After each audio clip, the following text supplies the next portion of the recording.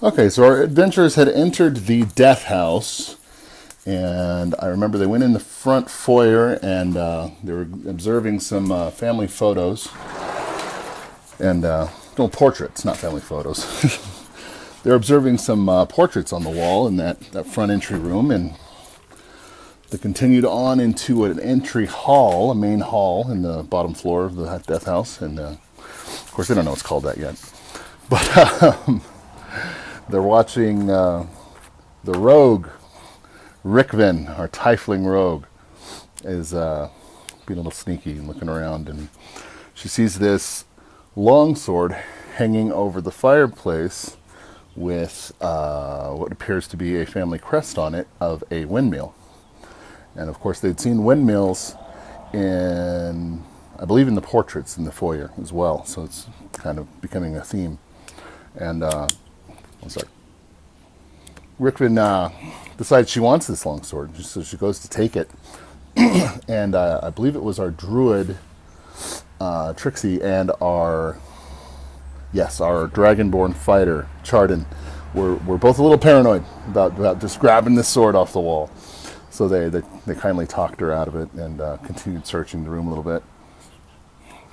They came across it was a closet, a coat closet, full of cloaks and these dark black cloaks. And I think they felt a little bit guilty because suddenly they wanted, after haranguing the thief for wanting the longsword, they suddenly wanted these cloaks. And they found a top hat in there as well. So a couple of them took cloaks, and so they had them in their inventory to carry on further on.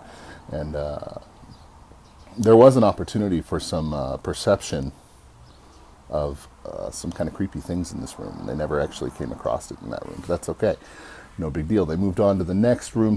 Just to the north of that was a dining room, and it was a beautiful 8-chaired table set up for the evening, and it just impeccably clean. And on the walls, they notice a tapestry of so it looks like some hunting dogs and a fox and some, how did they put it?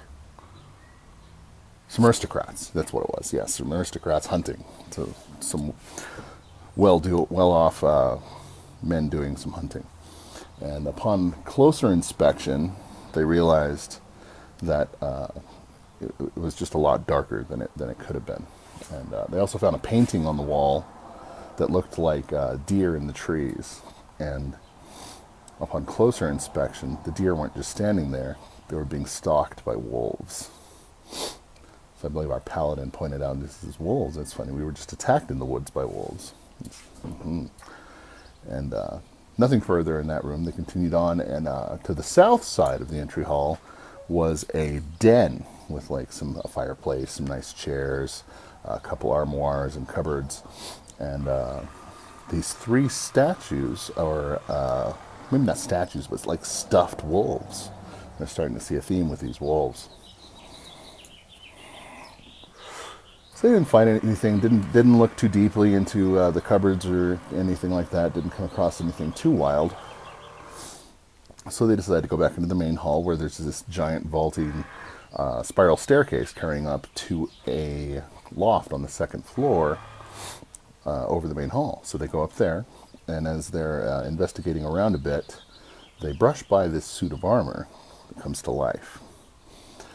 This is animated armor, guys. This is not a lightweight first encounter for any level 1 group to run into. Thank goodness there were so many of them. We had 7 people on hand.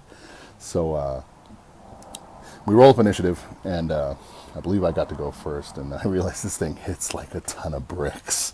This thing's violent, it's mean, and it's got a ridiculous armor class. So I'm thinking, okay, I'm going to start killing people. And a couple of rounds in, I don't think they'd laid a single hand on it yet. They're not doing a ton of damage. But again, we've got 7 people going through this module, so eventually it comes to that, just over time they wear this thing down and they start getting some good hits, and I think they had to roll over like an 18 or a 19 just to connect. And they get it down, and I actually had it in my mind that Berdrick or Chardon could potentially try to snag this armor after it's been de-animated and wear it for themselves. But they didn't make no mind of that, and they continued on searching the second floor. And forgive me, guys. I know we're like 3 weeks behind on this recap. I don't have the best memory of exactly what took place, but Rickvin, our thief, had kind of meandered off on her own, and well, his own. Forgive me. It's a female playing a male character. I still struggle with that even after this long DMing. You think I'd have gotten my act together, but he finds this library. If I'm not mistaken, while the group was still fighting the armor. And upon inspection, also discovers a secret room in the back of this library, where they open it up. He opens it up and finds just a little room with a chest on the floor in the back of the secret compartment, and a skeleton hanging over it with a dart in its chest. So apparently, it appears this chest was trapped, and whoever this poor unfortunate soul was has sprung the trap, getting themselves killed. And she searches the room, finds herself, I think, 3 or 4 books, a journal, and 2 others I rolled up randomly. I have a couple really neat random book charts that I've gathered over the years. So you're not just getting a random book. It actually has a title and like what's going on in it and whatnot. Kind of neat. Just fun for flavor. And as she continues to search, she also comes across some documents. What looks like it could be a deed to something, and a letter from that is addressed at the bottom, that it's from Count Strahd von Zenovich. And it's basically talking smack to this cult of just deplorable people that have been sacrificing people to try to summon their dark lord and gain extra power from him. And he's pretty much just shooting them down, saying, I'm not your leader, I'm not in charge of your silly cult, quit doing what you're doing, you're ridiculous. And so they carry on, and I believe they carried on up to the 3rd floor after this. And it was getting kind of late in the evening. And just before we called it a night, Graham, our ever-present half-drow bard, opens this one room, and it's unlocked. And inside, he sees the dark figure of a woman standing over a bassinet. And that's where we called it for the night. Guys, thanks for watching. If you like what you saw, please like and subscribe below.